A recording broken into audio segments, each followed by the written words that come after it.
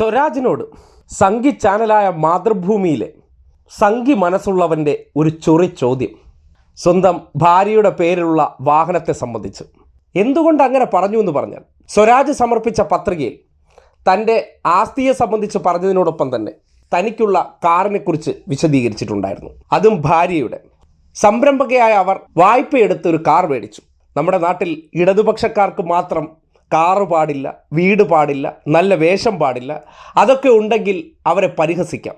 മുഴുമുഴുത്ത സംഖ്യയായിട്ടുള്ള ശ്രീജിത്ത് പണിക്കർ ഇതിനെ സംബന്ധിച്ച് സോഷ്യൽ മീഡിയയിൽ പങ്കുവച്ച പോസ്റ്റിനെയും പൊക്കിക്കൊണ്ടാണ് മാതൃഭൂമിയുടെ മാപ്ര ആ ചോദ്യവുമായി സ്വരാജിൻ്റെ അടുത്തേക്ക് ചെന്നത്. ഇതാണ് ശ്രീജിത്ത് സംഘിപ്പണിക്കരുടെ ആ പോസ്റ്റ്. രണ്ടാം ലോക മഹായുദ്ധത്തിൽ ജന്മം കൊണ്ട് നിരവധി യുദ്ധങ്ങളെ അതിജീവിച്ച് കൺസ്യൂമർ ക്യാപിറ്റലിസത്തിലൂടെ വളർന്ന് വിവിധ സാമ്രാജ്യത്വ കുത്തക കോർപ്പറേറ്റുകൾ കൈമറിഞ്ഞു വന്ന അമേരിക്കൻ സ്ഥാപനത്തിൻ്റെ 2025 മോഡൽ ബൂർഷ്വാ വാഹനത്തിലാണ് നിലമ്പൂരിലെ ഒരു പരിണിതപ്രജ്ഞൻ യാത്ര ചെയ്യുന്നതത്രേ.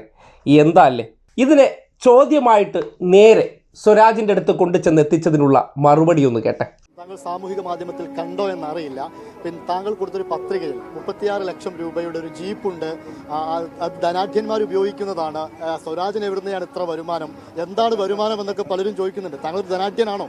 അത് ആ അഫിഡവിറ്റ് വായിച്ചിട്ട് മനസ്സിലാകാത്തവരായിരിക്കും. അതെന്താണെന്ന് വെച്ചാൽ, കഴിഞ്ഞ അഫിഡവിറ്റ് നോക്കിയാൽ അറിയാം, MLA ആയിരിക്കുമ്പോൾ എനിക്കൊരു കാറുണ്ടായിരുന്നു, അത് ഞാൻ വിൽക്കുകയാണ് ചെയ്തത്. ഇപ്പോൾ നിങ്ങൾ ഈ പറഞ്ഞ കാർ വാങ്ങിയിട്ടുണ്ട്, അത് എൻ്റെ ഭാര്യയാണ് വാങ്ങിയത്.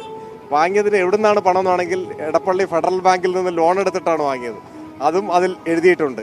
അവരൊരു സംരംഭകയാണ്, അവർക്ക് ആ ലോൺ അടയ്ക്കാനുള്ള ശേഷിയുണ്ട്. അപ്പോൾ അവർ ലോൺ എടുത്ത് ഭാര്യ വാങ്ങിയിട്ടുള്ളൊരു കാറാണ്. ഈ നാട്ടിൽ ആർക്കും ലോൺ എടുത്തിട്ട് ഏത് വാഹനം വേണമെങ്കിലും വാങ്ങാനുള്ള അവകാശം ഉണ്ടെന്നാണ് ഞാൻ മനസ്സിലാക്കുന്നത്. ആ സോഷ്യൽ മീഡിയയിൽ ആരുടെയെങ്കിലും അനുവാദം കൂടി അത് വേണമെന്നുള്ളത് അറിയില്ലായിരുന്നു. അതിനിപ്പോൾ ഞാൻ ഭാര്യയോട് പറയാം, അത്രയേ ഉള്ളൂ. ശരി. അതായത് ഇതൊന്നും ഇടതുപക്ഷ പ്രസ്ഥാനത്തിൻ്റെ ഭാഗമായിട്ട് നിൽക്കുന്നവർക്ക് ഉപയോഗിക്കാനേ പാടില്ല. കാര്യം അവരിപ്പോഴും കൂലിത്തൊഴിലാളികളായിട്ട് ജീവിക്കണം. തൊഴിലാളികളാണല്ലോ. തൊഴിലാളികളുടെ മക്കളും നമ്മുടെ നാട്ടിലെ ചാതുർവർണ്ണയത്തിൽ പറയുന്നത് പോലെ കുലത്തൊഴിലുമായിട്ട് ജീവിച്ചോളണം. അല്ലാതെ കമ്മ്യൂണിസ്റ്റ് പ്രസ്ഥാനത്തിലൂടെ വളരുന്നവർക്ക് കാറോ വീടോ അല്ലെങ്കിൽ മറ്റ് ആഡംബരമായിട്ടുള്ള എന്തെങ്കിലും ഒരു വസ്തു ഉണ്ടെങ്കിൽ അതിനെ അധിക്ഷേപിക്കുക, ജനങ്ങളുടെ മുന്നിലേക്ക് ഒരു തെറ്റിദ്ധാരണ ഇട്ടുകൊടുക്കുക സംഘി മനസ്സുള്ളവൻ്റെ കുഴിഞ്ഞ ബുദ്ധിയാണ്. ആ കുഴിഞ്ഞ ബുദ്ധിക്കാണ് സ്വരാജ് ഇതേ മറുപടി പറഞ്ഞു വെച്ചത്. സോഷ്യൽ മീഡിയയിൽ ചോദ്യം ഉയരുന്നത്രേ. ആരാണ് സോഷ്യൽ മീഡിയ? സംഘപരിവാർ പേജുകളിലുള്ളവന്മാർ പറഞ്ഞുകൊണ്ട് നടക്കുന്നതിനെ ചോദ്യമായി ഉന്നയിക്കുന്ന സംഘി മനസ്സുകാരനെ കാണാതെ പോകരുത്. അതിനാണ് വായടപ്പിക്കുന്ന ഈ മറുപടി കൊടുത്ത് സ്വരാജ് കടന്നുപോയത്.